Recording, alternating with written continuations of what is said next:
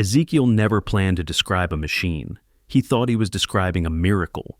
But what if the miracle was a machine, so advanced, so precise, so intentionally engineered, that the only vocabulary he had was the vocabulary of awe? Imagine a shepherd in the desert suddenly standing beneath a hovering anti-gravity craft, its geometry spinning, rotating, interlocking like gears suspended in magnetic fields. He would not say thrusters, or plasma suspension rings, or field-locked counter rotors. He would say exactly what Ezekiel said 2,500 years ago. Wheels within wheels, and the wheels moved in any direction without turning. And that single line, isolated in scripture like a glitch in a sacred matrix, might be the closest humanity has ever come to describing anti-gravity engineering before the birth of modern science. Now imagine this. You are Ezekiel. You have never seen a wheel turn unless it touches the ground. You have never seen something float unless carried by wind or water. You have never seen light that is not fire, or metal that is not forged by human hands. Suddenly the sky burns open, not with flame, but with a silent pressure wave you feel in your bones. Dust leaps from the ground before any sound reaches you. A disk of rotating rings descends so smoothly it looks immune to the rules of gravity, and on its underside you see nodes, lights, eyes, whatever words you have for sensors tracking your every movement. You stumble back and call them eyes all around the wheels. But what you're really describing, unknowingly, are environmental scanners, mapping terrain in 360 degrees, reading atmospheric density, checking soil minerals, analyzing whether this world is ready for modification. This is where the ancient meets the impossible. What if Ezekiel wasn't witnessing a god's chariot, but the landing of terraformers? Not destroyers, not conquerors, engineers, entities who shaped barren planets into living ecosystems, entities who could bend natural laws at will. These angels weren't winged humans, they were specialists, cosmic architects, deployed to evaluate worlds for habitability. Their wings were not feathers, but movable surfaces, energy veins, radiant stabilizers that allowed atmospheric hovering even in violent crosswinds. When Ezekiel described the wings making a roar like rushing water, what was he actually hearing? The low-frequency thunder of atmospheric displacement generated by gravitational field manipulation. It's a sound you would never forget. Picture a craft that doesn't fly through air. It folds the air around itself. It doesn't push up. It nullifies down. When Ezekiel wrote that the wheels moved in any direction, he was witnessing a vehicle operating without aerodynamic constraints. No lift surfaces, no propulsion jets, no fuel exhaust. Just a silent, multi-axis anti-gravity platform. A machine capable of moving north, south, east, west, up, down, diagonal, without tilting, without turning, without obeying any law of inertia he had ever known. To him, it was supernatural. To a modern engineer, it sounds like inertial dampening, magnetic levitation, or a gravity-modulating craft using counter-rotating plasma rings. But why would angels need such machines? Because angels, in this interpretation, were not messengers. They were technicians, inspectors, terraformers assigned to Earth when it was still young, unstable, unpredictable. The universe doesn't waste engineers on finished planets. It sends them to unstable ones.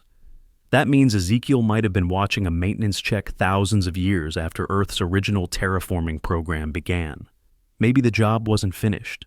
Maybe humanity had evolved faster than expected. Maybe something in the environment needed recalibration. When Ezekiel said the craft lifted with the angels, and wherever the angels went, the wheels followed, he wasn't describing a chariot. He was describing a synchronized drone operator system. Pilots not inside the craft, but beside it. The living beings he saw were not humans with wings. They were entities whose forms radiated light, whose movements seemed instantaneous, whose presence warped the space around them. Maybe energy-based intelligences. Maybe biomechanical forms designed for extreme environments. Maybe consciousness is operating bodies built like instruments. Now, imagine the psychological impact of witnessing a terraforming engineer up close. Its face shifts like fire because its suit is made of adaptive plasma shielding designed to survive entry into multiple atmospheres. Its movements blur like lightning because it's stabilized by field-assisted locomotion. Its feet don't touch the ground because the suit hovers a few inches above any surface to avoid contamination. When it turns toward you, you see not aggression, but analysis. You are not a target. You're an anomaly, a life form that wasn't expected, something that grew on a world they helped prepare long before humans understood metal, language, or the sky. This explains something else: why the craft never leaves scorch marks, crushed soil, or burned vegetation. Anti-gravity vehicles don't exert pressure downward, they negate it. So, instead of blasting the ground, they leave it completely untouched, as if they were never there. You don't need rocket engines when you can manipulate the very curvature of space-time. Ezekiel wouldn't have known that term. He called it the spirit within the wheels. But maybe spirit was simply the only word he had for energy fields he couldn't comprehend. Consider the way he described the wheel's rims as full of eyes, not 2 eyes, not 4, full, covering the entire circumference. That many eyes suggests integrated sensors, spectral lenses, directional emitters, mapping nodules, gravitational detectors measuring density, motion, and electromagnetic signatures. A machine designed to evaluate the planet's readiness for something: growth, repair, modification. Terraforming isn't just adding life, it's maintaining stability across oceans, weather systems, and magnetic grids. Perhaps Earth periodically needs corrections, and perhaps the arrival of these angels is part of a cycle older than civilization. The real question is, what were they doing the day Ezekiel saw them? If they were just showing themselves, they wouldn't need machinery. If they wanted to announce divine authority, they would have appeared in a simple vision. But no. They arrived with equipment, instruments, mechanisms. Their descent was precise, coordinated, technical. Maybe they were recalibrating atmospheric layers. Maybe they were adjusting tectonic stress to prevent or trigger an event. Maybe they were harvesting data for a cosmic timeline only they understand. Humanity might have been standing in the middle of a planetary diagnostic scan without knowing it. Think of the 4 faces Ezekiel described: human, lion, ox, eagle. Most people interpret these as symbolic. But what if they represent modes? Multi-orientation sensory nodes giving the engineer complete environmental awareness with 0 blind spots. Not heads, sensor arrays. When the faces moved without turning, he wasn't seeing magic. He was seeing a stabilization field that allowed the being to reorient its perception instantly in any direction. Human eyes look forward. Eagle eyes see distance. Lion eyes see motion. Oxen see endurance and long focus. These 4 forms describe an entity whose observational abilities exceed anything biological on Earth. And then there's the most haunting detail. Ezekiel said the craft made the sound of mighty waters when it rose. Not thunder, not trumpets. Rushing water. Modern pilots describe anti-gravity anomalies the same way. Low, powerful, fluid, as if reality is being pushed aside. It's not the sound of engines, it's the sound of pressure, spatial displacement, and atmospheric compression. Ezekiel was describing physics he didn't have words for. Now, expand this image. The angels are not just passengers, they are operators. They command matter, they command gravity, they command the very conditions that make life possible. And here is the chilling question. Were they monitoring Earth? Or modifying it? Were they inspecting the progress of a species that evolved independently? Or checking for deviations from their original blueprint? If humans developed faster, slower, smarter, or stranger than expected, would these engineers intervene, guide, correct, reset? And what if Ezekiel's encounter wasn't rare, but accidental, a maintenance event meant to be invisible, interrupted by one curious human walking alone in the desert? The engineers descend, perform their tasks, and rise, taking with them no soil samples, no wreckage, no footprints, no evidence except the mind of a man who tried to describe the impossible using the language of a shepherd. And even today, we still call it a vision, because maybe the truth is too big, too incompatible, too advanced. Maybe angels were never winged beings. They were terraformers executing a cosmic job assignment. And maybe, just maybe, they are still watching their project unfold today, waiting for the moment Earth needs its next adjustment.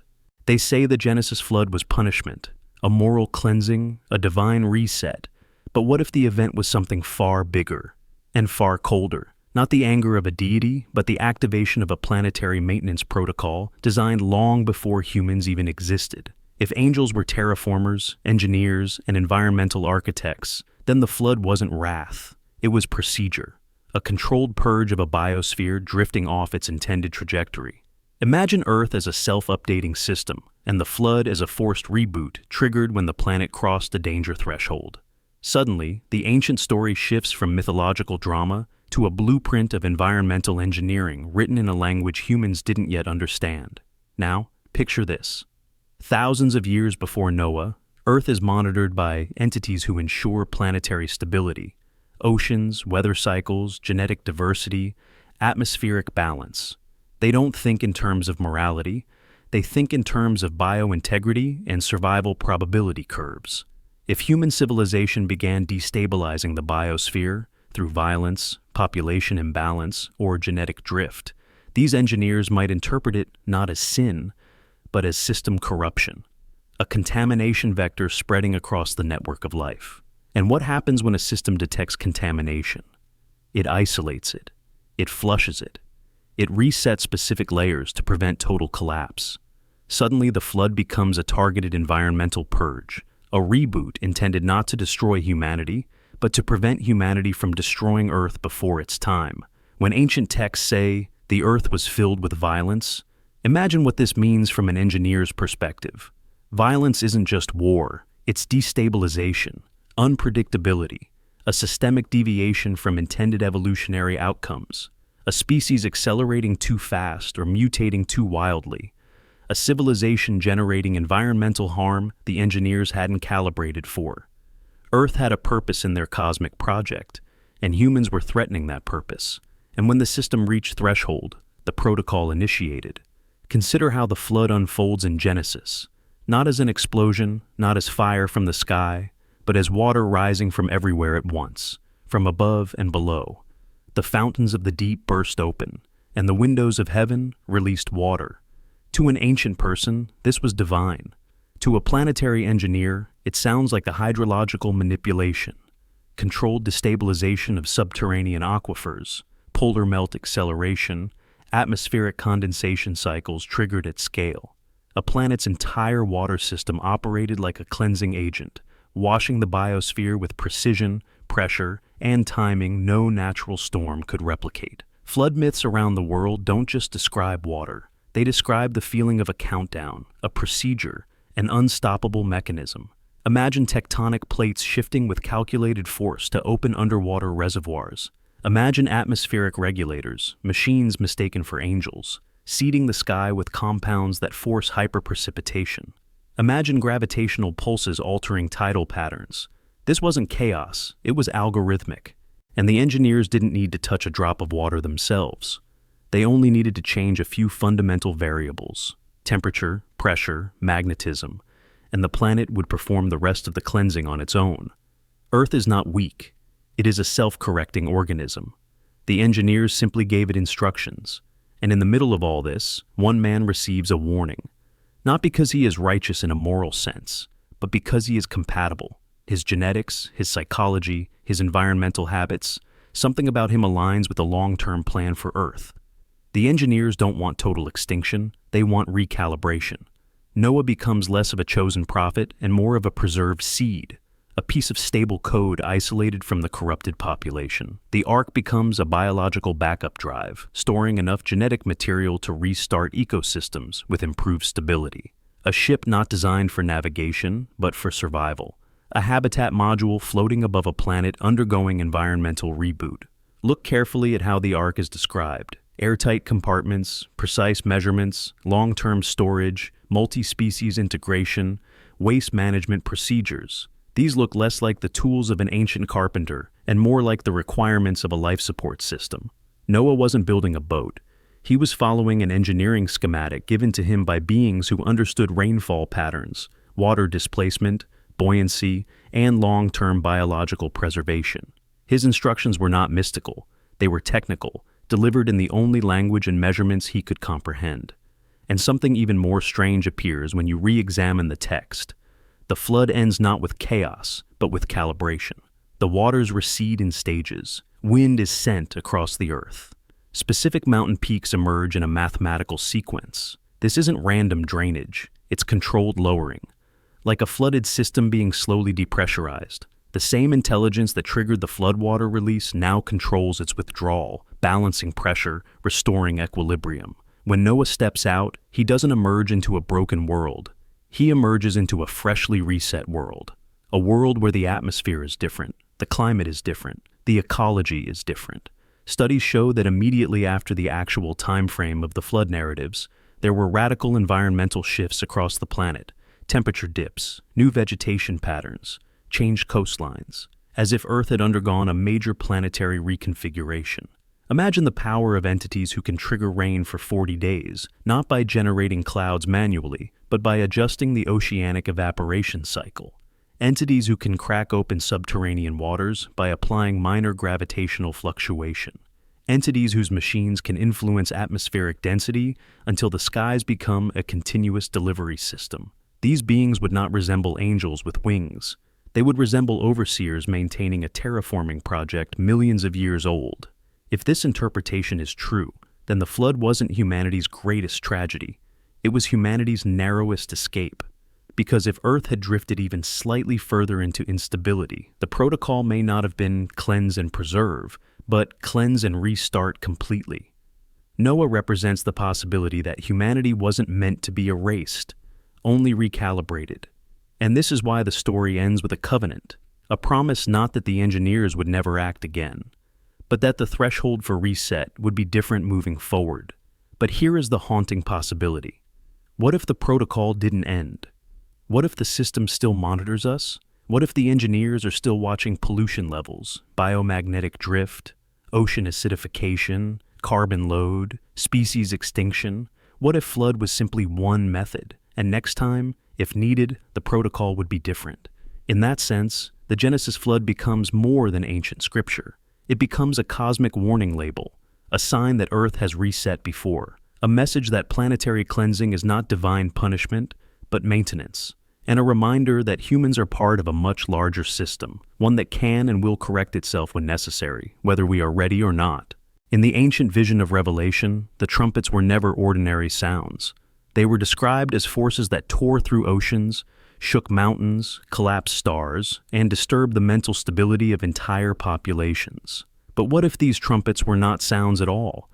What if they were resonance-based energy tests, precise atmospheric, geological, biological, and psychological diagnostics, conducted by celestial engineers who understood Earth as a developing project? Imagine angels not as winged beings, but as technicians operating advanced instruments, releasing frequencies that ripple through the biosphere, testing its durability. To John, trapped on a lonely island with no scientific language, these pulses would feel like divine horns shattering reality. But beneath the imagery, the pattern looks less like mythology and more like engineering. Imagine a colossal structure above the clouds, an orbital platform built long before humans walked on the Earth, designed to stabilize habitable worlds. It does not fire weapons, it emits tuned frequencies. The first trumpet is not a blast of sound, it is an atmospheric resonance pulse. When this pulse hits the upper layers of the sky, it accelerates ice crystals and particulates until they superheat.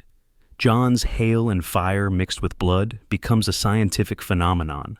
Ionized minerals glowing red as they fall, oxygen-rich air igniting around them, and dry vegetation burning instantly. A resonance test on how Earth's surface responds to sudden thermal shock. The engineers aren't punishing. They are measuring ignition points, ecological fragility, and atmospheric density thresholds. The second trumpet targets the oceans.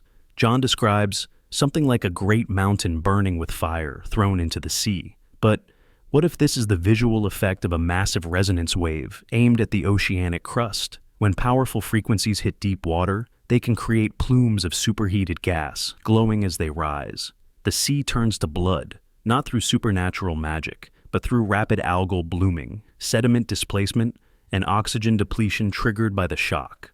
Marine life dies because resonance waves disrupt their navigation, pressure tolerance, and oxygen intake. Ships are destroyed not by flames, but by tsunamic pulses caused by undersea pressure shifts. Everything John saw fits something we now call acoustic warfare, but scaled up to a planetary diagnostic. Then comes the third trumpet, the one that poisons rivers. A star called wormwood falls from heaven, burning, turning waters bitter. But imagine a narrow beam, like a surgical laser of resonance, targeted at freshwater systems.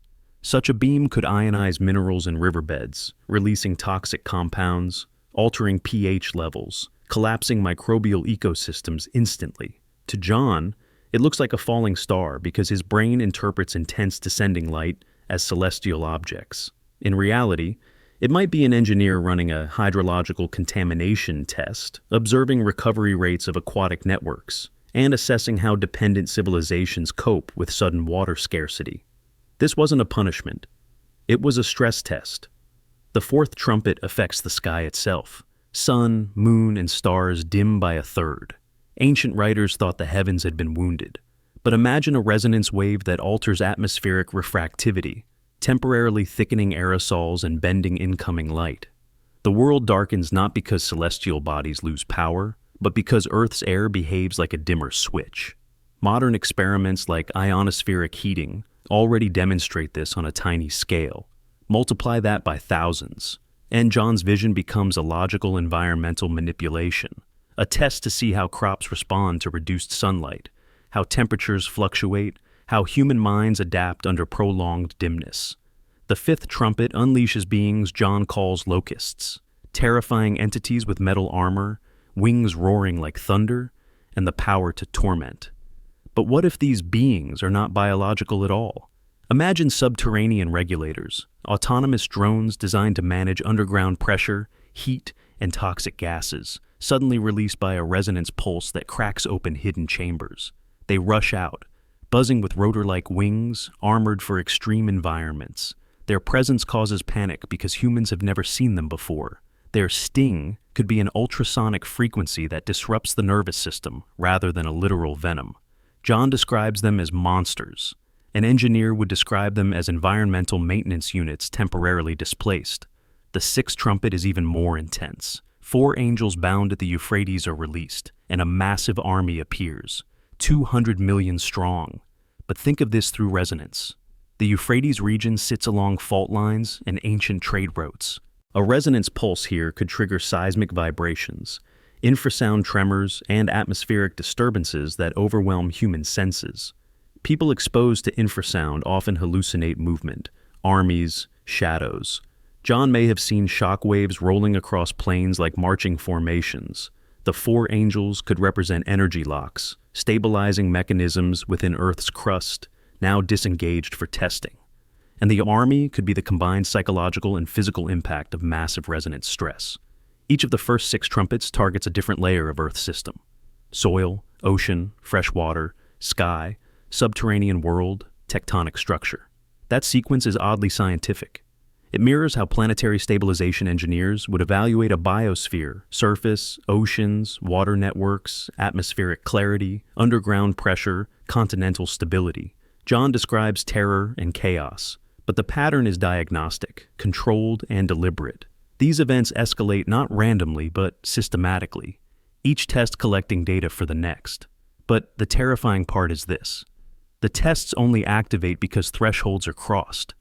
There is no trumpet without imbalance. Engineers don't run entire planetary diagnostics unless something critical is drifting. Perhaps pollution, climate imbalance, global violence, species collapse, or magnetic decay triggered the sequence. Maybe resonance tests are a last resort, an emergency protocol for a planet at risk of destabilization. Revelation might not be a prophecy of destruction, but a warning that Earth will undergo a system check when humanity pushes it too far. Now, imagine John himself during these experiences. He is alone on an island. Suddenly the air pressure drops, colors shift, the sky bends. Low-frequency hums vibrate his bones. He collapses into visions not because they are illusions, but because human consciousness reacts violently to infrasound and ultrasonic harmonics. His mind translates incomprehensible physics into symbols he understands: trumpets for pulses, angels for operators, stars for descending beams. His vision is not wrong. It is simply interpreted through the vocabulary of a first-century observer witnessing 26th century technology. In that light, the trumpets are not divine warnings. They are engineering signals. They are the sound of a world being scanned, measured, and evaluated. And the question Revelation leaves us with is not, when will the world end? But something far more unsettling. What happens if the engineers determine the world has failed its test? When ancient writers looked upon the seraphim, they did not see gentle angels. They saw beings so overwhelming, so incandescent, so violently luminous that language itself broke apart trying to contain them. They described 6 wings, burning forms, and halos of fire that wrapped around them like living suns. But what if these halos weren't symbolic flames, or spiritual metaphors, at all? What if the seraphim were not winged humans, but hyper-energetic entities radiating levels of electromagnetic output far beyond human tolerance? Creatures whose presence distorted vision, scorched air, and ionized the space around them. Imagine standing before an intelligence that emits enough radiation to bend the environment into a halo of shimmering plasma. You wouldn't call it radiation. You would call it glory, or fire, or holiness, because those words are all your mind can grasp, while your senses collapse beneath brilliance. Picture the seraphim not as feathered guardians, but as the highest-class celestial engineers. Entities who work directly with stellar energy, fusion processes, gravitational manipulation, and dimensional fields. Their forms would not be solid like ours. Their bodies would be more like intense electromagnetic configurations. Coherent storms of controlled radiation shaped by consciousness. When such an entity descends into Earth's atmosphere, the air itself reacts. Molecules ionize. Oxygen becomes unstable. Nitrogen fluoresces. The space around them lights up in electromagnetic halos because the human eye cannot interpret their true structure. To Isaiah, their bodies burned like living coals. Their wings shimmered like molten metal. Their voices shook the temple. But perhaps it wasn't voice at all. It was resonance, vibrating through stone and bone. Imagine the seraphim as beings who maintain stars, engineers of suns, regulators of fusion reactors the size of solar systems. To work in such environments, they would need bodies built from pure radiation stabilized by force fields. So, when they appear on Earth, those stabilizing fields produce halos, rings of photonic distortion, where human perception meets impossible physics. Radiation doesn't always appear as death or sickness. At high coherence, it appears as glowing crowns, aureoles, orb-like halos. It wraps around the source like fire that burns but does not consume. Exactly how Moses described the burning bush. Exactly how the seraphim appear. Burning without burning out. Consider their 6 wings. Ancient readers interpreted wings as limbs. But what if wings were simply radiant stabilizers, energy veins that expand or contract to manage thermal output, focus radiation, or shield softer species from lethal exposure? Isaiah said they used 2 wings to cover their faces. But why would a radiant, non-human organism cover a face? Because their face would be their highest output point, their deadly core. Covering it would be a protective gesture to avoid irradiating nearby life. Using another pair to cover their feet also makes sense if their lower stabilizers emitted dangerous downward beams. The final pair allows locomotion or balancing during atmospheric descent. This is not symbolism. It is technical function described in poetic language. Now, imagine standing in a stone temple when a seraph descends. Light bends. Shadows ripple. The stone beneath your feet vibrates as if struck by invisible waves. The air buzzes with static charge, lifting the tiny hairs on your arms. The halo surrounding the entity thickens until it becomes impossible to see the being directly. Your eyes water. Your breath shortens. You fall to the ground, not out of worship, but because your nervous system is overwhelmed by electromagnetic saturation. Isaiah said he felt undone, like he was dissolving. That is exactly what radiation overload feels like to the human psyche. Disorientation, fear, loss of self-boundaries. This was not mystical awe, it was sensory overload. And then something even stranger happens. One seraph takes a burning coal from the altar and touches Isaiah's lips. Why would an entity of pure radiation use a coal? Why perform a ritual with fire? But imagine this coal not as literal charcoal, but as a thermal conduction device, a controlled energy packet used to alter his biological state. Maybe Isaiah's vocal cords needed stabilizing to withstand acoustic resonance used for communication. Maybe his neural patterns needed harmonizing to receive further information. The coal might have been a luminous sphere of compressed energy, described as a coal only because Isaiah lacked the vocabulary. The experience would feel scorching, cleansing, terrifying. And yet, he survives because the seraph modulates the energy perfectly, not destroying, only adjusting.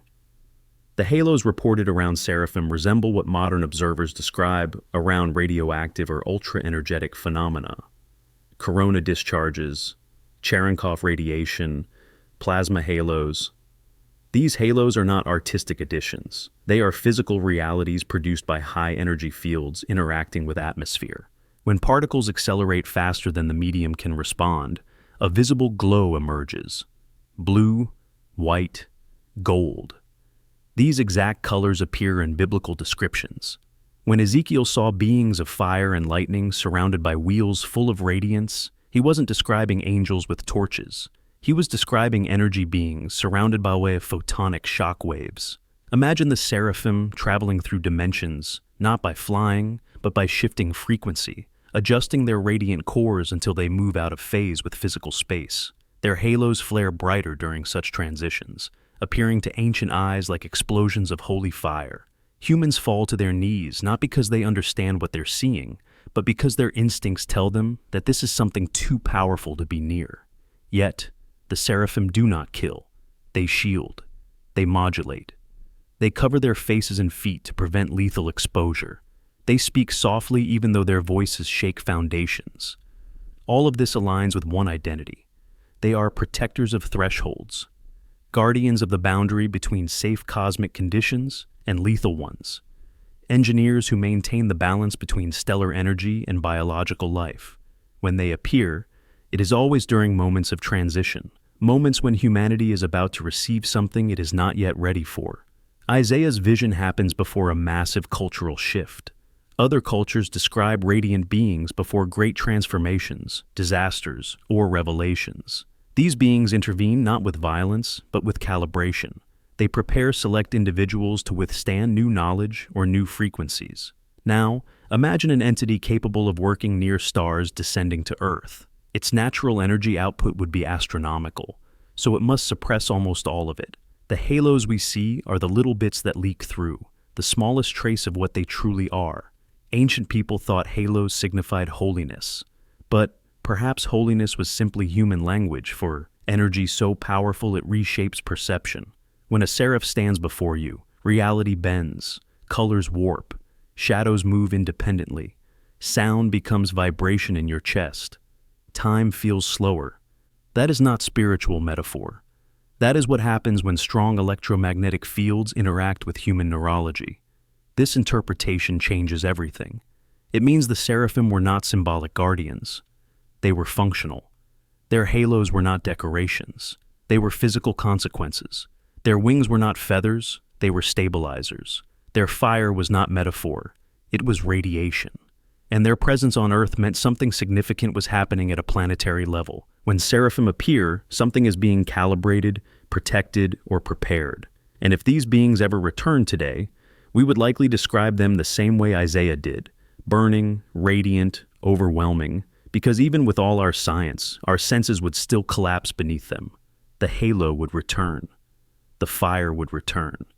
And humanity would once again misunderstand cosmic engineering as divine flame. They say the Book of Enoch was banned because it was too mystical, too strange, too dangerous. But what if it was forbidden for a different reason, because it was a project documentation never meant for human eyes? Imagine a world where ancient engineers descended to Earth, interacted with early humanity, performed terraforming adjustments, instructed chosen individuals, and recorded their operations in a series of technical logs disguised in visionary language. Now, imagine that those logs somehow ended up in human possession.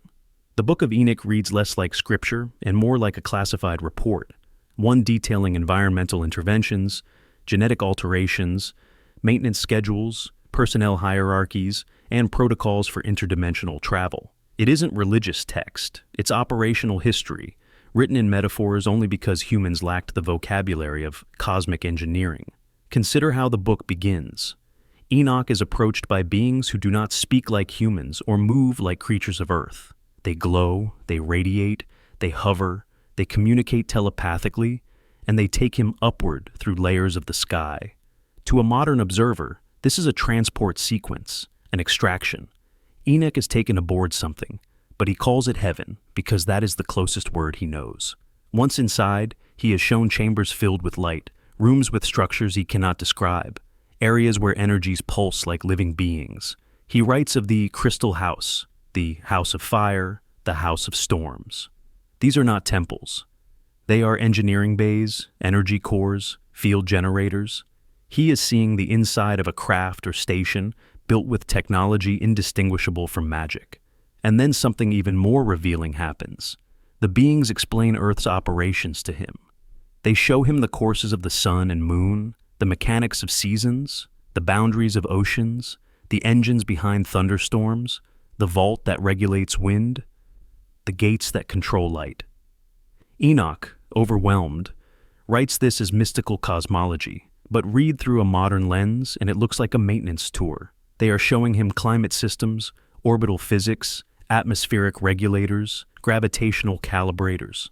When Enoch sees storehouses of snow and hail, he is not seeing literal warehouses of ice. He is seeing chambers where atmospheric moisture is manipulated. He interprets everything symbolically because he has no framework for machines that control weather cycles.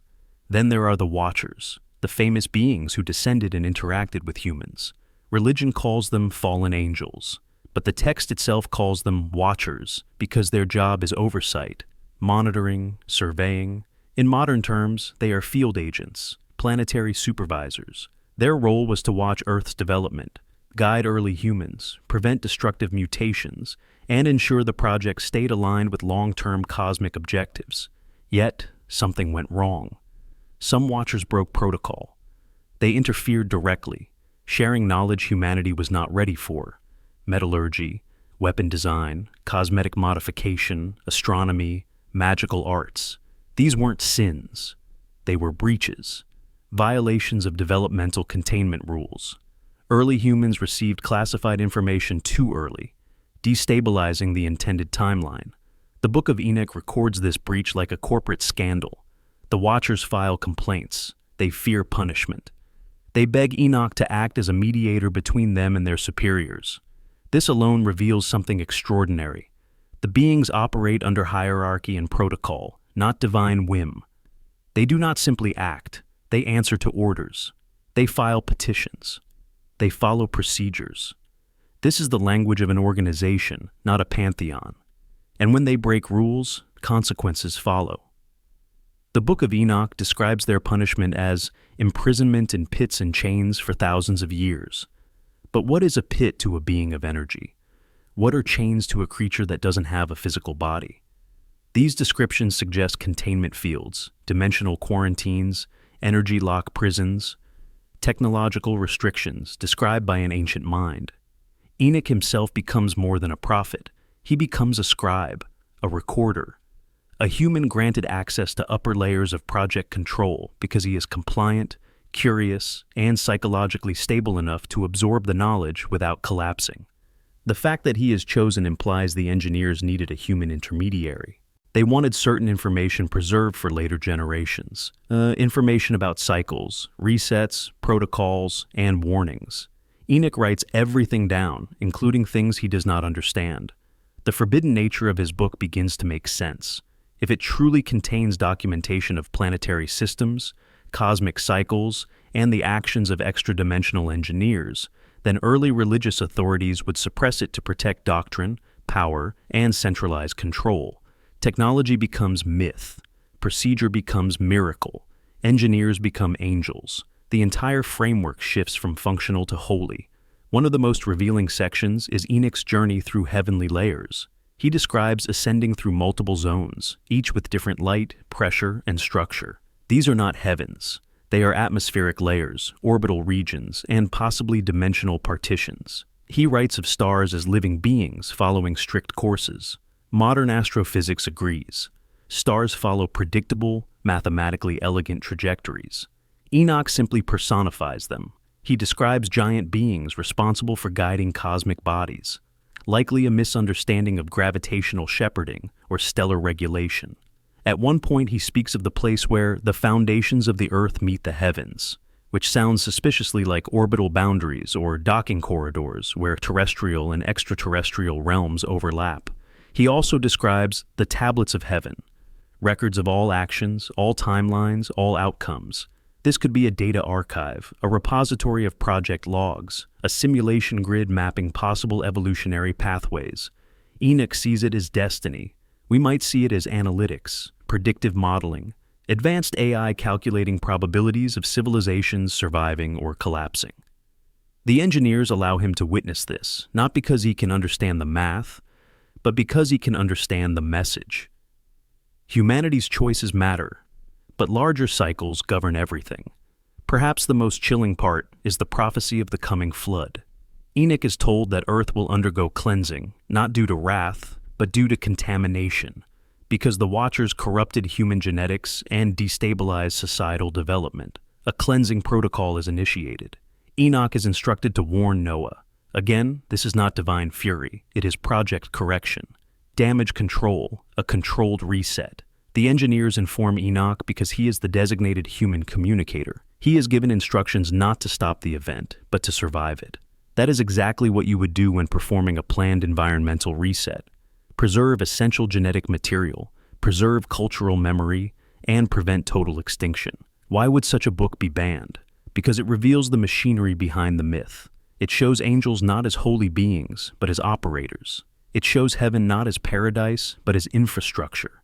It shows Earth not as an independent world, but as a managed system. It describes extraterrestrial politics, technical operations, maintenance cycles, environmental interventions, and disciplinary actions. It breaks the illusion of simple divine action and shows an entire organizational structure behind reality. The Book of Enoch is dangerous because it is technical, it is structured, it contains sequences, cause and effect logic, operational flow. If you strip away the poetic language, what remains is a manual, an ancient human interpretation of cosmic project documentation. And perhaps the greatest secret buried in its pages is this: the project is ongoing. The Watchers may have fallen, but new overseers took their place. Cycles continue. Interventions still happen. And humans, whether they realize it or not, remain part of a vast unfolding blueprint written long before their species learned to speak. If Enoch were alive today, he wouldn't be dismissed as a mystic. He would be studied as a contactee, a recorder of extraterrestrial operations, a witness to the machinery behind existence. And the book that bears his name would not be forbidden. It would be classified. Across ancient continents separated by oceans, deserts, and millennia, there exists a strange and repeating image, winged beings descending from the sky, carved into stone long before the story of the flood was ever written. These carvings, etched by civilizations that supposedly had no contact with one another, show the same impossible motif: beings with elongated limbs, radiant halos, feather-like extensions, and objects in their hands that look less like religious symbols and more like instruments. They do not drift down like birds. They drop vertically with precision, as if guided by purposeful descent. To the ancients, they were gods. But what if these beings were more literal than symbolic? What if they were engineers, arriving to inspect, adjust, or intervene in the atmospheric layers of a planet spiraling toward instability before the flood reset everything? Imagine early humans watching the sky change in ways they could not understand. Weather patterns shifting, air thickening, ocean currents behaving strangely. And then imagine giant luminous beings coming down from the clouds during these anomalies. Not angelic spirits, but physical entities operating in high-energy stabilization suits. These suits, glowing under sunlight, would seem to radiate light.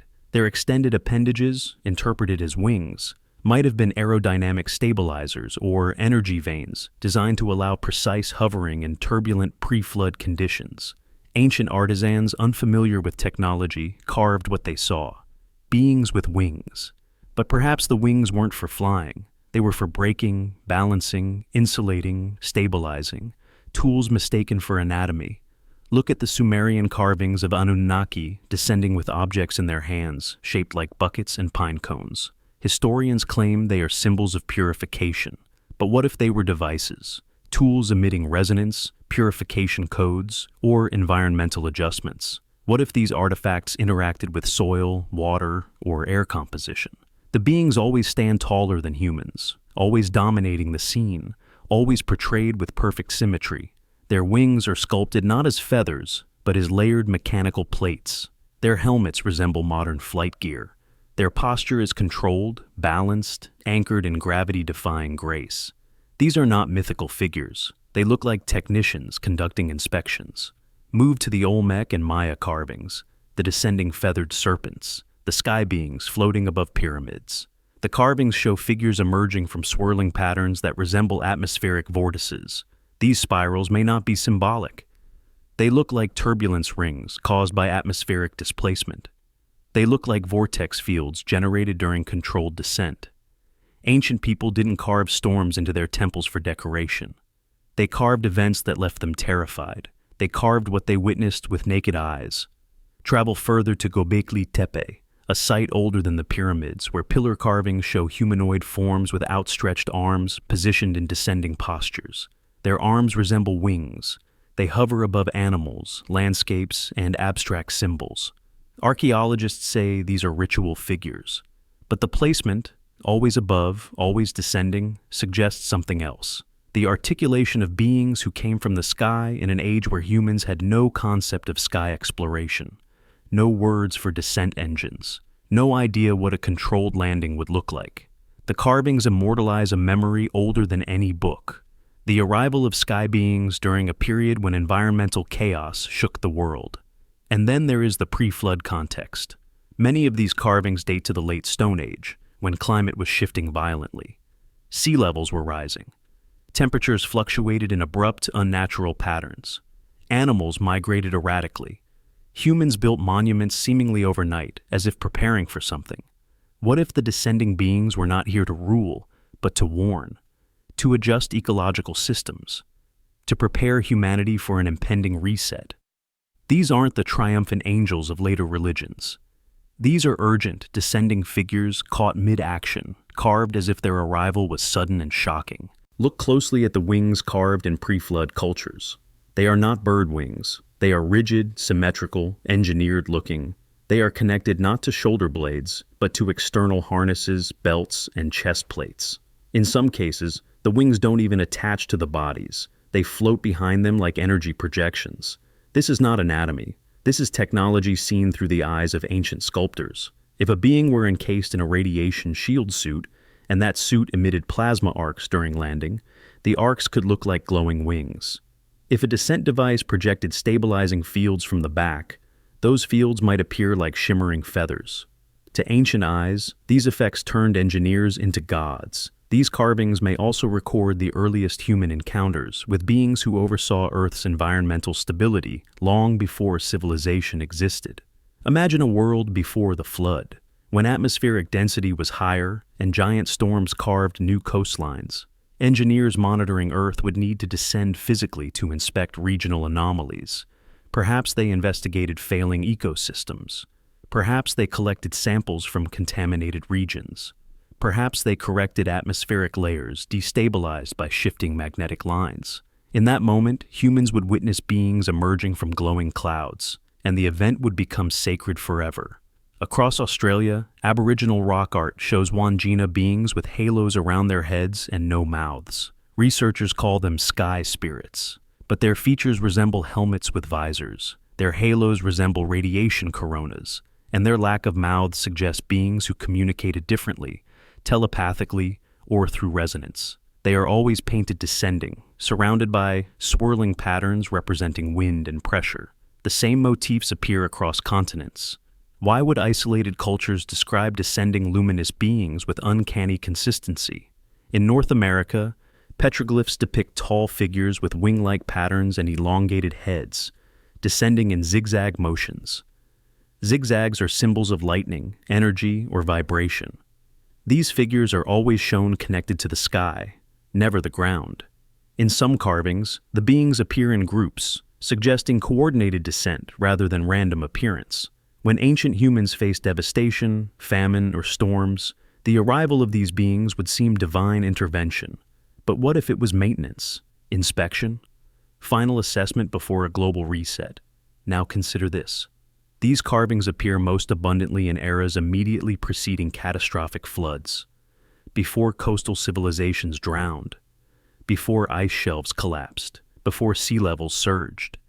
It is as if humans, sensing doom without understanding it, immortalized the last beings they saw descending from the sky, beings who might have come to initiate, prepare for, or activate the great cleansing protocol that would later be remembered as the Flood. Many of these carvings also show humans reaching up toward the descending figures, not in worship, but in desperation. There is fear in the posture, awe mixed with terror, as if the beings did not descend slowly like gentle messengers, but rapidly, urgently, as if time were running out. Their wings flare outward, their halos burst with radiance, their hands carry instruments, their faces are emotionless, like masks. This is exactly how high-level engineers would appear during emergency descent operations. Focused, shielded, efficient. If these carvings are indeed pre-flood documentation, then they preserve the final moments before Earth underwent massive environmental correction. The beings descending were not gods. They were the last overseers executing protocols. Humans carved them because they knew something monumental was happening. They etched their memory into stone so it would survive the deluge. And the most unsettling reality is this. The beings were descending, not ascending. They came from above, they intervened below, and then they vanished. Maybe when their work was done, they returned to their stations. Maybe they watched the waters rise. Maybe they initiated the reset. Or maybe Earth was simply one of countless worlds they maintained, and the flood was just another correction in a vast cosmic schedule. Either way, the carvings remain. Silent warnings chiseled by trembling hands, records of sky beings who came down when the world was shifting. Not myths, not fantasies, memories. Memories of engineers descending during the final days before the reset washed everything clean. Beneath the Vatican lies a world almost no one has seen. Labyrinths sealed behind steel doors, rooms without windows, corridors where dust has not moved in centuries. Among these forbidden depths, whispered by archivists who never speak publicly, there exists a rumored section known only by a Latin phrase carved into a rusted iron plate, Mechanica Celestialis, the heavenly machinery. To most, it sounds poetic. But what if the label is literal, so literal that it exposes a truth the world has never been allowed to consider? What if these vaults contain ancient texts, diagrams, artifacts, and devices describing the mechanics of celestial beings, not as spiritual metaphors, but as engineered systems built by entities who shaped worlds? Imagine a vault so secret that even cardinals speak of it only in shadows. A vault predating the church itself, inherited from earlier cultures, guarded not because of theological danger, but because it reveals that angels were not ethereal beings. They were engineered intelligences operating cosmic machinery. Mechanica Celestialis would not be theology. It would be physics. It would be technology. It would be a record of interactions between humanity and the architects who maintained Earth long before the church existed. If such documents existed, they would threaten every simple interpretation of Scripture. They would rewrite the boundary between the divine and the technological. Now, picture a monk in the 4th century discovering a scroll or carved plate showing how a seraphim stabilizes stellar radiation, or how a cherubim navigates gravitational folds, or how a watcher descends through dimensional layers like a technician on assignment. He would not call it science. He would call it heresy, blasphemy, danger. These weren't metaphors. They were schematics, cross-sections, operational diagrams, drawings of winged beings with internal structures made not of bone and flesh, but of radiant cores and energy valves. Diagrams of chariots not riding clouds, but hovering on anti-gravity systems. Instructions on how resonance trumpets were not instruments of sound, but tools of environmental manipulation. Technologies too advanced for a medieval mind. What do you do with knowledge you cannot comprehend? You bury it. The deeper you imagine this vault, the clearer it becomes why such a collection must be hidden. Some say the early church found these documents when Rome absorbed older libraries, Alexandrian fragments, Babylonian tablets, cryptic Enochian records, Sumerian star maps showing descending beings, and even items sealed in stone before the flood. And when they studied them, they realized something staggering. The oldest depictions of angels were technical, not spiritual. They described beings who arrived in storms of fire, wrapped in radiation halos, with wings that moved like mechanical arrays. They recorded instructions given to chosen humans by beings who operated machinery, the same beings later rebranded as divine messengers. Mechanica Celestialis then becomes a vault of translations, attempts to convert incomprehensible celestial engineering into church-safe doctrine, but some pieces resist translation. A tablet showing four-winged beings rotating in impossible geometries. A scroll describing the cleansing protocols before the Great Flood. A diagram of resonance pillars used to test Earth's atmosphere. Pages detailing how the Watcher's descent caused unforeseen genetic drift among early humans. Reports of energy suits that allowed celestial beings to remain stable in Earth's atmosphere. These are not the language of angels. They are the language of engineers. Imagine a leather-bound volume inside the vault labeled De Architectis Caeli, on the architects of heaven.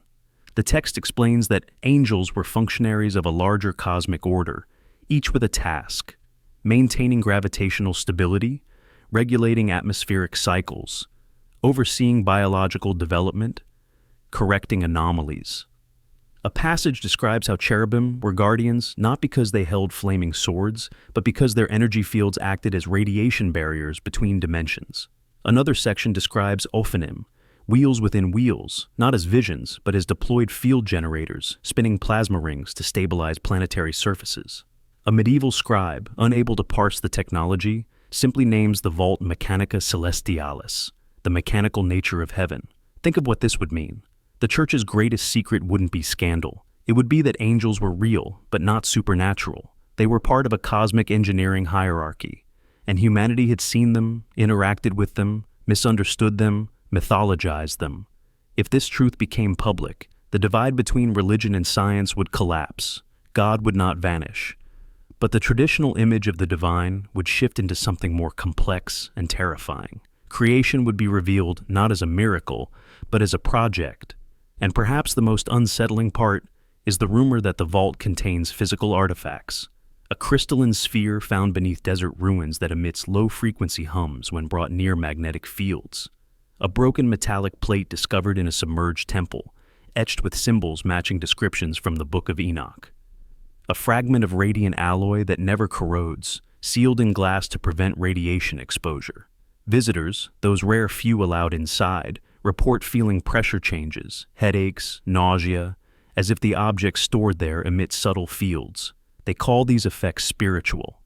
But radiation poisoning feels like spiritual dread to anyone without scientific language.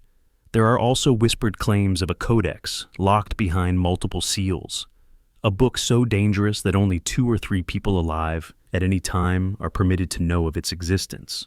A book describing the pre-flood engineering interventions, the final adjustments made before the reset.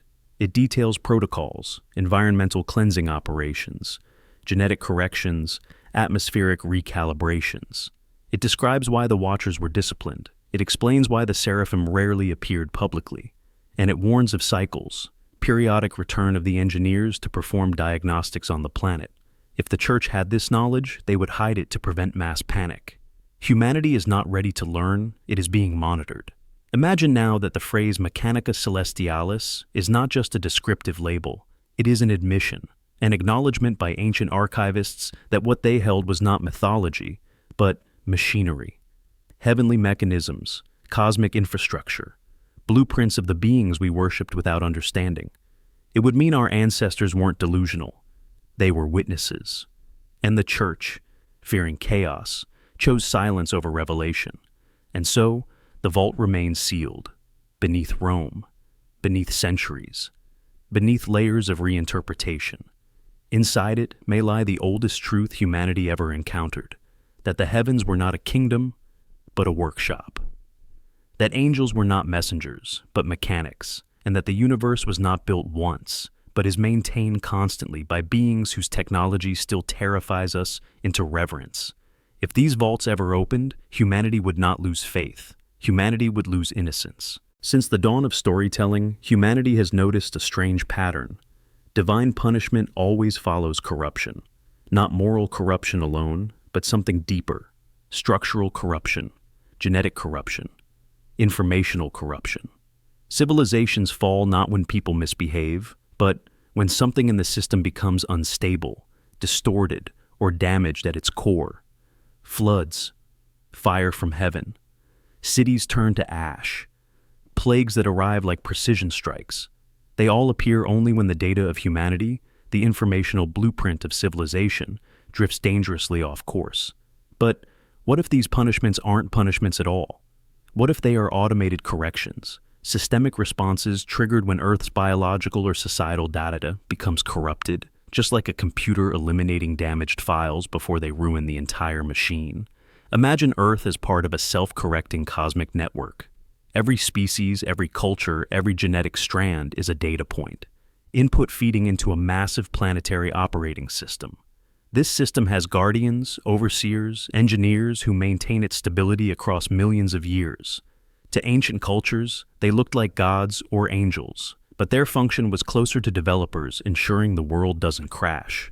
When the data remains clean, the system thrives. When the data becomes corrupted, through genetic tampering, runaway violence, destructive technology, or destabilizing psychological patterns, the system triggers intervention. The ancients called it divine wrath. But maybe it is closer to running antivirus. Consider the earliest myths. Humanity grows violent, chaotic, unpredictable. Systems collapse. Suddenly a flood wipes the slate clean. The world interprets it as punishment. But what does the text actually say? The earth was corrupt, not sinful, corrupted. The word suggests damaged code, broken structure. Something in humanity's genetic or behavioral matrix drifted too far from its intended function, forcing a system-wide reset. The flood wasn't an act of rage. It was a cleansing protocol, removing corrupted data before it spread. Exactly like Enoch described, the Watchers altered DNA, introduced forbidden knowledge, disrupted evolutionary pathways. That wasn't moral sin. That was informational tampering, a breach of the blueprint. The reaction wasn't emotional. It was maintenance. This pattern repeats in every ancient account. Look at Sodom and Gomorrah. The cities weren't destroyed because of isolated immoral actions. They were destroyed because their cry, their informational output, was too great. A frequency, a signal. Something about those cities emitted distortion strong enough to trigger intervention. When the engineers came, the people saw figures glowing with radiation halos. When the cities were eliminated, the ground turned to glass. The ancients thought it was divine fire. But what melts sand into glass in an instant? A high-energy strike designed to eliminate unstable clusters in the system. Again, not anger, a sterilization event. Now observe ancient plagues. They do not spread randomly. They strike with precision. Firstborn sons, isolated regions, specific cultures. These are targeted filters, selective corrections, data cleaning protocols. Something in those societies reached a threshold requiring recalibration. Many plagues mirror resonance-based disruptions rather than biological outbreaks, described as darkness that can be felt, water turning to blood through environmental shock, shadows moving independently. These aren't punishments. They are controlled environmental resets aimed at corrupt systems. The same concept appears in the Tower of Babel. Humanity attempts to unify under a single frequency, one language, one code, one structure. But something about this unification threatens the larger system. When complex systems become too synchronized, they become fragile. One failure spreads instantly. The engineers intervene not by destroying the tower, but by confusing the language, diversifying the data, breaking monoculture patterns that endanger the entire species. Again, the ancients interpret it as divine punishment, but through a technological lens, it is clearly a corrective fragmentation protocol, preventing catastrophic failure by introducing diversity. Why does corruption trigger intervention? Because corruption spreads. A flawed genetic pattern replicates. A destabilizing ideology expands. A technological breakthrough used prematurely creates feedback loops capable of collapsing ecosystems. Humanity has always been more dangerous when it grows too fast, too aggressive, too uniform, or too self-destructive. Cosmic engineers cannot allow a young species to overwrite the planetary code. When humans reach thresholds, violence, environmental damage, genetic tampering, mass psychological distortion, the system flags an alert. And once flagged, intervention follows inevitably. Imagine a cosmic overseer watching Earth's data stream like an engineer monitors a digital network. When the stream is stable, they remain silent, unseen. When patterns diverge from long-term survival probability, they intervene reluctantly, surgically. In ancient times, they intervened with floods, fire, plagues, scattering, or targeted destruction. Today, the interventions may look like sudden collapses of empires, unexplained technological stagnation, environmental balancing events, or mysterious global resets that rewrite history. Every divine punishment story carries the same structure. Corruption arises, warning signals appear, the system sends messengers, humanity ignores them. Intervention occurs. The sequence is too mathematical to be emotional.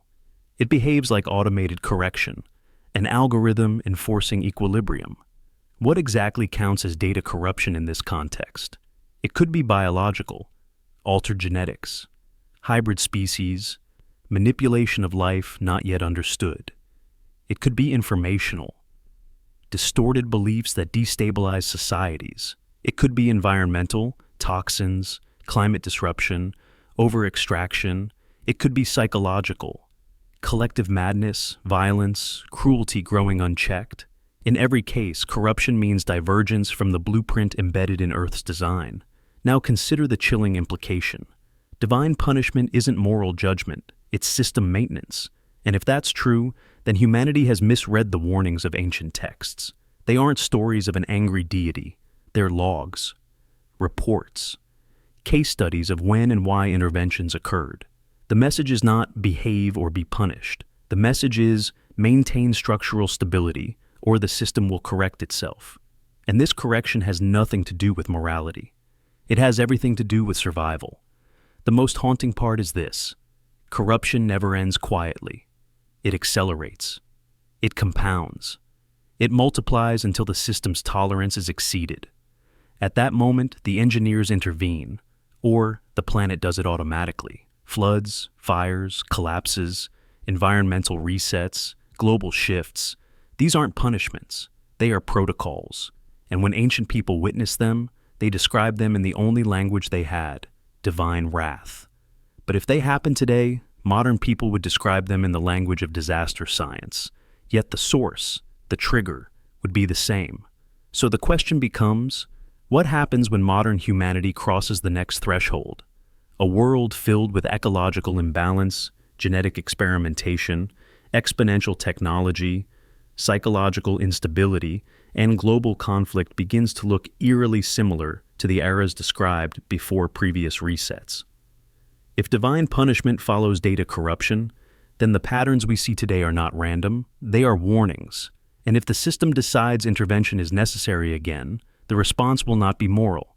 It will be mechanical, relentless, precise, a correction, not a judgment, a reset, not wrath. And perhaps that is the most terrifying truth hidden in every ancient story. The universe does not punish. It maintains. It stabilizes. It corrects. And when humanity becomes the source of corruption, the correction comes for humanity. Humanity has always pictured the Tree of Eden as a myth, an ancient symbol of paradise, life, temptation, and loss. But what if the tree was never a tree? What if the earliest humans encountered something far more complex, far more advanced, something their minds could only translate into the closest natural form they understood? Imagine a machine embedded into the environment, disguised by nature, wrapped by vines and roots over thousands of years, standing in a forbidden zone, protected by beings described as angels with flaming swords.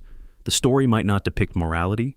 It might depict restricted access, a control panel, a cosmic interface governing biological programming, memory, aging, consciousness, guarded not to punish humanity, but to keep them from altering the planet's operating system. Picture Eden not as a garden, but as a sterilized biome, a testing ground, a controlled habitat built to nurture early humanity under observation.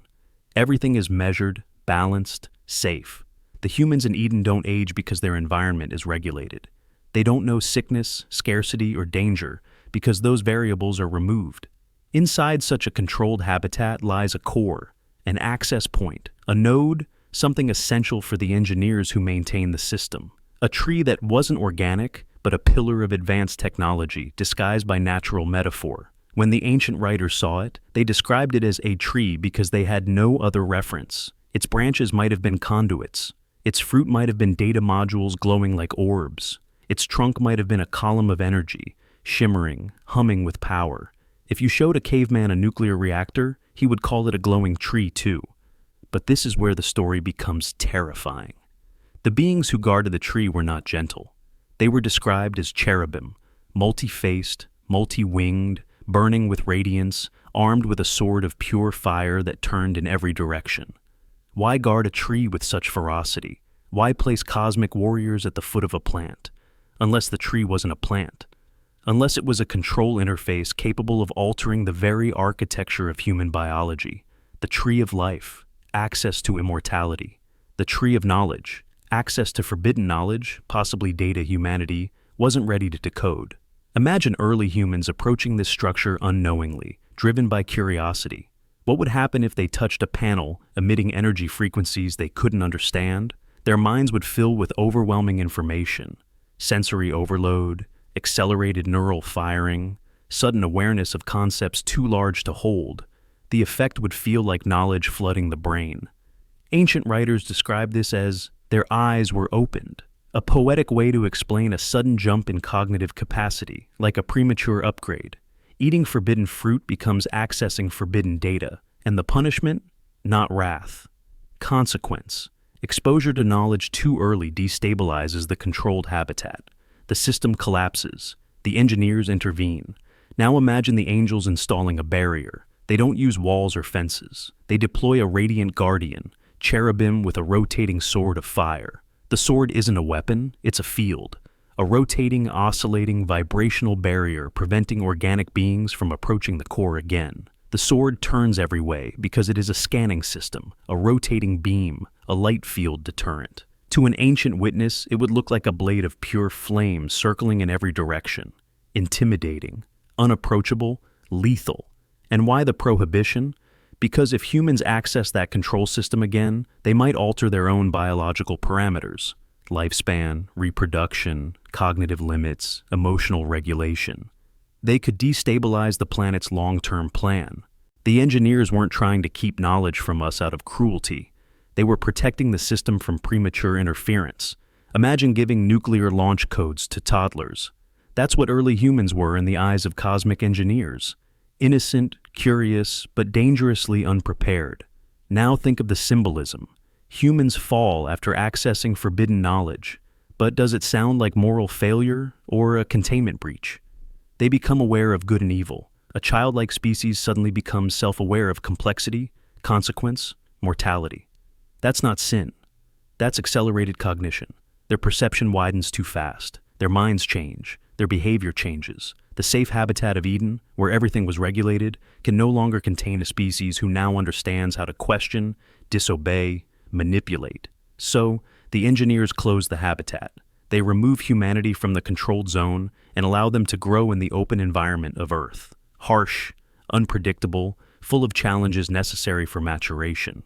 But the control panel remains, the node of the system, the tree, the interface that holds the blueprint for life, memory, biological design, and so they guard it, permanently. Not because humans are sinful, but because humans are dangerous. They are adaptive, curious, and unpredictable. If given access to the core of the system in their primitive state, the risks are unimaginable. Across ancient religions, we see echoes of a forbidden central object guarded by divine beings. The Norse Yggdrasil, a world tree holding realms together. The Mayan Ceiba tree connecting heaven, earth, and the underworld. The Egyptian Benben stone, a cosmic seed guarded by gods. The Sumerian Hulupu tree, watched by beings of sky and shadow. These aren't trees. They are nodes, interfaces, central pillars of cosmic architecture, and always, always guarded. This is why angels appear so differently around the tree. They are not messengers here. They are enforcers. They are boundary keepers. Their wings aren't symbols. They are stabilizers. Their radiance isn't aesthetic. It's shielding. Their presence induces fear not because they seek to harm humans, but because their energy fields overwhelm biological systems. It's radiation, not wrath. And with their sword, this rotating barrier, they ensure humans can never again access the control panel that governs the foundations of life. Imagine the moment humans first approached the tree. Imagine the hum of the core, the glow, the pulse. Imagine Eve reaching out, not for fruit, but for light. Imagine her hand touching a panel that floods her mind with knowledge. The engineers see the breach. The system alerts. The guardians descend. And humanity is removed, not punished, relocated, separated to protect both them and the system. If this interpretation is true, then the story of the tree is not a tale of sin. It is an event log, a record of unauthorized access to the planetary control system, a moment when early humans discovered something they weren't meant to yet. The angels weren't symbols of divine justice. They were technicians with a job: protect the core at all costs. Even today, the image of angels guarding the tree lingers in human consciousness. We draw them with flaming swords. We fear them, admire them, revere them. Maybe that memory is older than language, carried in our bones from the time we saw beings of light protecting a machine that shaped life itself. So, when the ancient texts say angels guard the tree, perhaps they are telling us something literal. Humanity was once inches away from the control panel of creation, and the guardians who stand there still are not protecting the tree from us. They are protecting us from what the tree can do. Before Eden became a myth tattooed into humanity's memory, it may have been something far more advanced, something so precise, so engineered, so artificially perfect that early humans could only describe it as a paradise made by God. But what if Eden wasn't nature left wild? What if it was the first bio-terraformed simulation on Earth? An environment constructed, curated, and maintained by cosmic engineers testing the first generation of conscious life? Imagine a controlled biome, sealed from the chaos of the outside world, optimized for early humans the same way a laboratory creates a perfect growth chamber for delicate organisms. No predators, no disease, no extreme weather, no death until exit. A place where the laws of nature were softened, edited, balanced. A simulation, not digital but biological, running in real time. Picture Eden as a living habitat dome without walls, protected by energy boundaries invisible to the human eye. A region where soil was enriched beyond anything humans would later know, where oxygen was perfectly balanced, where fruit sprouted unnaturally fast, where water flowed without stagnation. Everything growing in harmony because the system itself prevented imbalance. Eden wasn't a garden, it was a prototype, a bioengineered micro-ecosystem designed to monitor human behavior, psychology, instincts, and adaptability in an ideal environment. Imagine early humans placed inside this perfect simulation. They do not age the same way others do. They live in a slowed metabolic cycle. Their brains operate with clarity. Their senses, untested by danger, remain innocent. They do not know shame or fear because those emotions evolve under threat. And in Eden, there was none. The engineers wanted purity, data uncorrupted by survival stress. They wanted to observe what humanity becomes when everything is provided. Eden was less like a paradise and more like a test. Who are you when the world gives you everything? Outside Eden, Earth was chaotic. A young planet still shaking from tectonic rage, storms carving continents, predators evolving, volcanic ash thickening the sky. But inside Eden, everything was controlled, temperature stable, rain calibrated, sunlight filtered, knowledge limited. A simulation has rules, and Eden had rules. Do not eat from the tree sounds moral, but in a scientific lens it reads like a protocol. Do not access the restricted interface. A safeguard built to prevent premature interaction with the system's control node. Now, imagine this. The serpent wasn't a literal snake. It was an outsider, someone or something with unauthorized access. a being not part of the simulation, slipping in to interfere with the data. Every simulation has breaches, anomalies, intruders, and every intruder changes the outcome. The serpent provided information humans were not meant to receive at that stage. The moment Eve learned, "You will not surely die," she wasn't hearing temptation. She was hearing a truth about the system. Inside the simulation, death did not exist. Outside, mortality awaited. The serpent exposed the architecture. He pointed to the panel. He revealed the hidden clause. Knowledge changes function. When Eve and Adam ate the fruit, they didn't consume literal produce. They accessed forbidden data. Their neural patterns shifted. Their self-awareness increased. They became conscious of complexity, consequence, guilt, morality. These are not spiritual traits. They are cognitive upgrades. They woke up. The simulation could no longer hold them. Eden was not designed for self-aware beings. It was designed for innocence. Once humans crossed the threshold of knowledge, the experiment ended. The famous line, "Their eyes were opened," is not mystical. It is the language of awakening neural pathways. Suddenly they perceive themselves as separate entities. Suddenly they understand vulnerability. Suddenly they grasp the possibility of harm, consequence, nudity, mortality.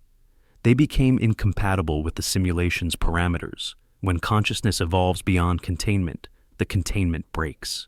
Now, picture the moment they are expelled. An angel with a flaming sword blocks the entrance. But what is a flaming sword? A weapon of light, spinning in every direction, impossible to bypass. A rotating energy barrier. A lockdown protocol. A firewall.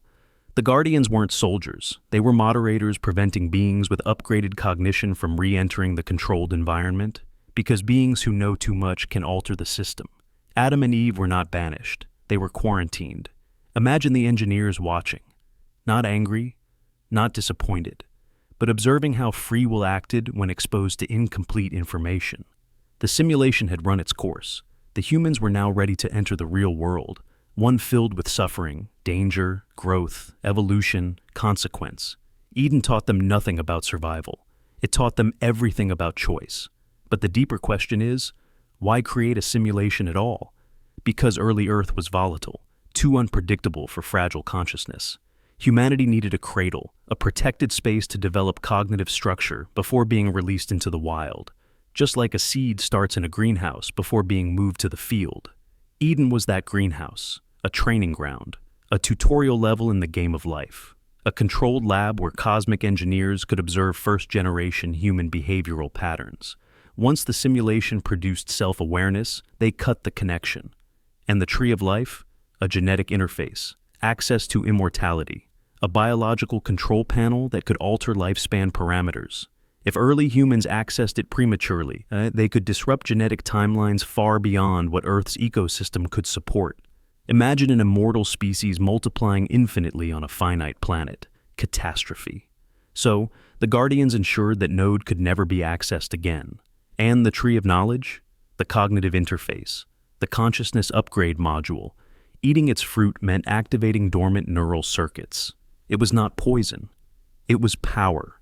It was the final key that ended the simulation early. This interpretation also explains why Eden disappears from the story after the expulsion. If it were a literal garden, why not revisit it?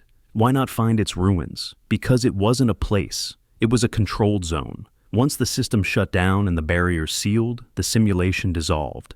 Nature reclaimed the land. The lab was dismantled. But humanity remembered, through symbols, through myths, through scriptures, the place where everything felt perfect, the place where we walked with beings of light, the place where life had no death and knowledge had no consequence. A memory encoded not in geography, but in the human psyche. The longing for paradise is the longing for the simulation that shaped us. And the most haunting question of all, was Eden the first bio-terraformed simulation? Or just one iteration in a series of experiments across time? If cosmic engineers monitor Earth, if they steer evolution, if they intervene during corruption, then Eden may simply be step one in a long developmental process, a prototype, a blueprint, a beginning. Maybe other simulations followed. Maybe some failed. Maybe some succeeded. Maybe humanity today is living in the results.